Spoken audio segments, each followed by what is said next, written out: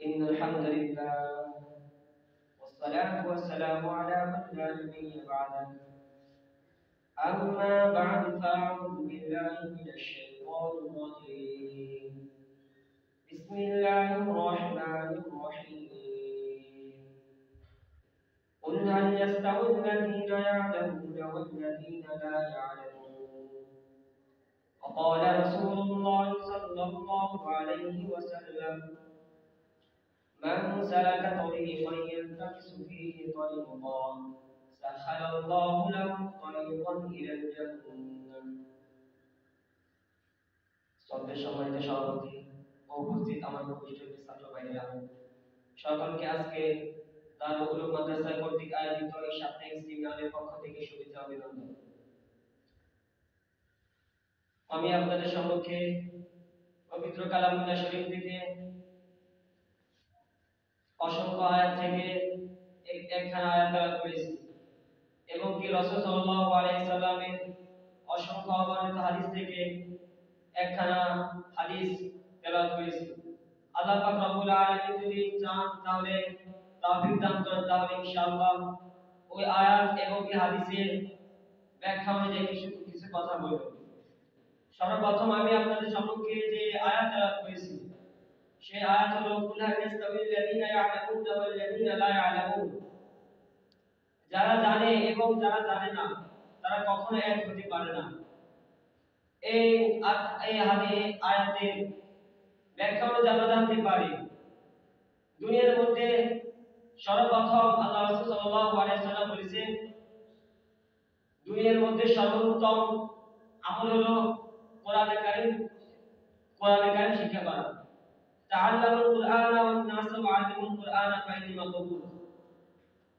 কোরআনে কারীম যে শিক্ষা করে, ইলমে দ্বীন যে শিক্ষা করে, তাকে ইসলামের পরিভাষায় আলিম বলা হয়, তাকে জ্ঞানী বলা হয়।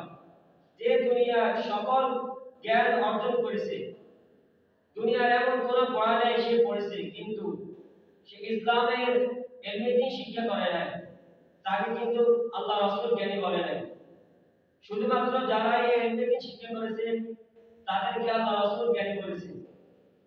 এই সম্পর্কে জ্ঞানী গণিত ওরা হয়ে থাকে যারা আমাদের পরিভাষায় জ্ঞানী ওই সমস্ত লোকই বলে থাকে যারা দীর্ঘ কয়েক বছর ইলমে দ্বীন নিজের জীবনকে বিলীন করে দিয়ে ছোট বয়স থেকে মাদ্রাসায় চলে আসে।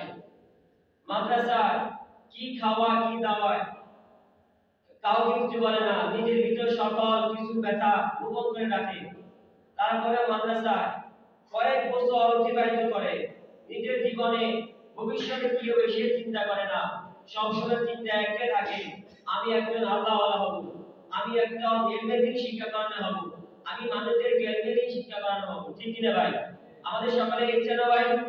সকলের ইচ্ছা, তাই আমাদেরকে মাদ্রাসা তালিবে আলিম বলা থাকে। এবং কি শুধু আমাদের এই সম্মান না, আমাদের কত সম্মান। আমরা যখন বাড়ি থেকে মানুষে আসি তখন যাদের কোনো গুনাহ নাই এবং কি তাদের কোনো সওয়াব নাই, তারা আমাদের জন্য তাদের নূরের চাদর এবং কি নূরের ডানা আমাদের জন্য রাস্তায় বিছিয়ে দেয়। আমাদের এই পরিমাণ সম্মান একজন তালিবে ইলমের জন্য সমুদ্রের মাছ থেকে গর্তের পিপিলিকা পর্যন্ত একজন তালিবে ইলমের জন্য দোয়া করে।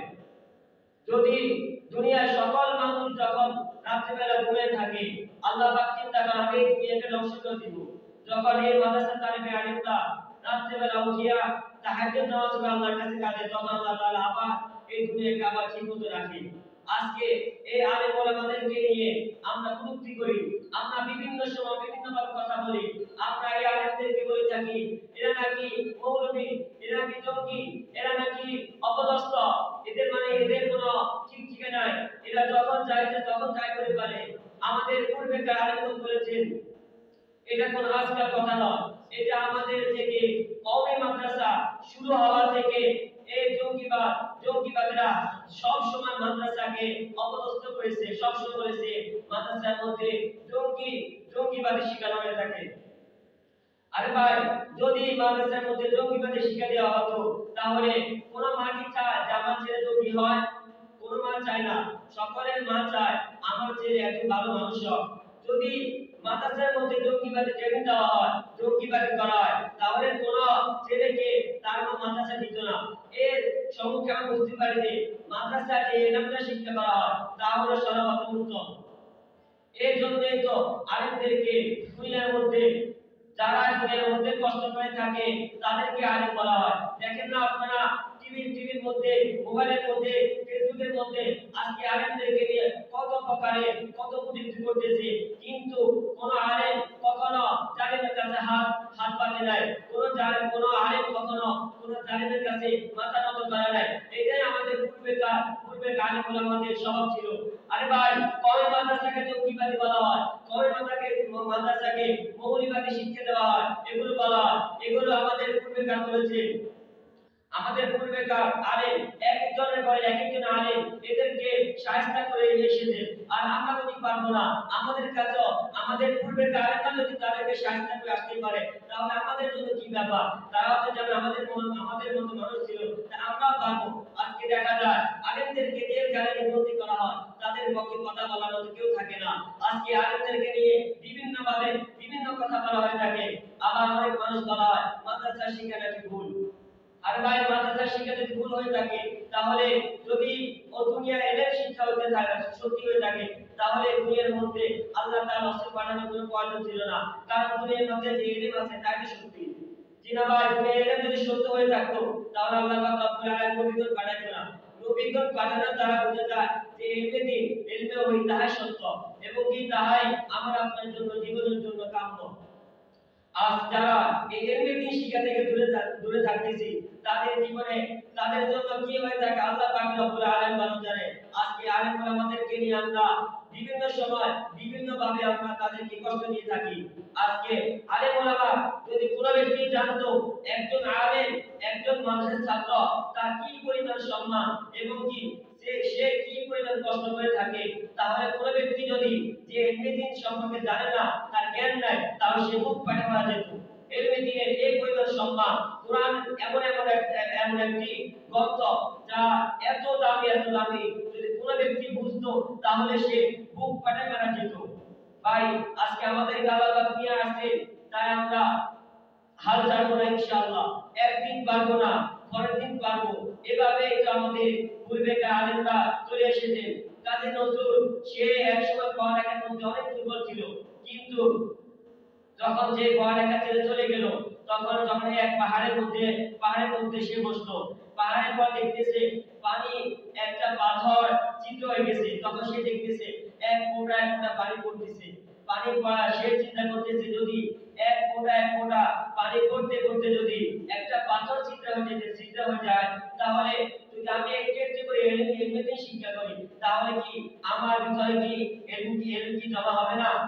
ভাই, আজকে আমরা চিন্তা করি যে এলমে যারা শিক্ষা করে তাদেরকে পুলিশে জেলখানা বন্দী করে, তাদেরকে রিমান্ডে দেয়, তাদেরকে জেলখানা বন্দী করে, এবং কি তাদেরকে খুন করা হয়।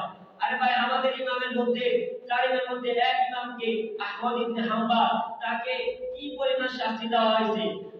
তার জিয়াউর রহমান ফারুকী রাহমাতুল্লাহ আলাইহি তিনি বলেন, তাকে এমন একটি চাবুক দিয়ে মারতো, প্রতিদিন 40 ব্যাট দিত, যে ব্যাটে একটা চাবুকের একটা পায়ে যদি একটা হাতির গায়ে পড়তো, তাহলে হাতি চমকে উঠতো। সেই পরিমাণ চাবুক দিয়ে তাকে দিনের 40টা করে ব্যাট দেওয়া হয়েছে। এই জন্যই তো তাকে আহমদ ইবনে হাম্বল বলা হয়। তাহলে যদি তারা যদি এমন কষ্ট করে থাকে, আমাদের তো এমন কষ্ট করতে হয় না। আমরা শান্তি মতো ঘুরতে আসি, শান্তি মতো ঘুরতে পারছি, ঘুরতে সবকিছু পারি। তাই আজকে আমরা যারা জেলখানা বন্দী আলেমদের, তাদের জন্য চিন্তা করি, তাদের জন্য দোয়া করি, আল্লাহ পাক রব্বুল আলামিন যেন তাদেরকে অতি শীঘ্রই জেলখানা থেকে বের করে আনে, এবং কি আমাদেরকে যেন সত্যিকার এলমে শিক্ষা অর্জন করার তৌফিক দান করে। ওয়া আখিরু দাওয়ানা আলহামদুলিল্লাহি রাব্বিল আলামিন।